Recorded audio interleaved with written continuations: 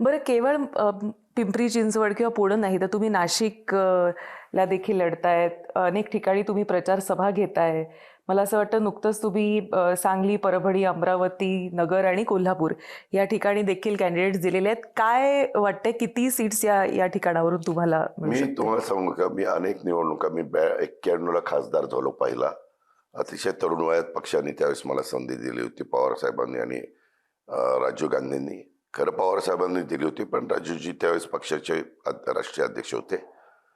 आणि ती संधी दिल्यानंतर आजपर्यंत 92, 97, 2002, 2007, 2012 आणि 2017 ह्या 6 निवडणुका मी लढवल्यात.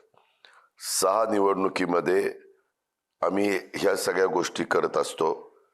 त्यावेळेस कधीच हे इतके येतील तितके येतील असं सांगता येत नाही. माझा उद्देश असतो आपण काम करत राहणं, सकाळपासून रात्री उशिरापर्यंत काम करणं, वातावरण निर्मिती करणं, आपली भूमिका स्पष्टपणे जनतेच्या समोर मांडणं. आपली जी भूमिका मांडू ती व्यवहारी असली पाहिजे, ती अभ्यासपूर्ण असली पाहिजे.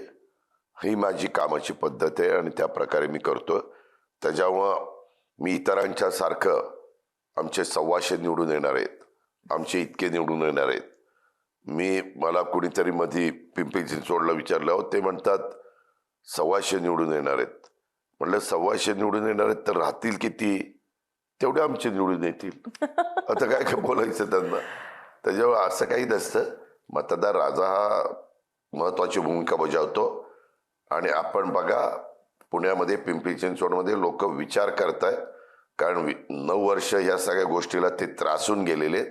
रोज त्यांना ह्या गोष्टीला सामोरं जावं लागतंय आणि त्यांची पेशन्स, सहनशीलता संपलेली आहे.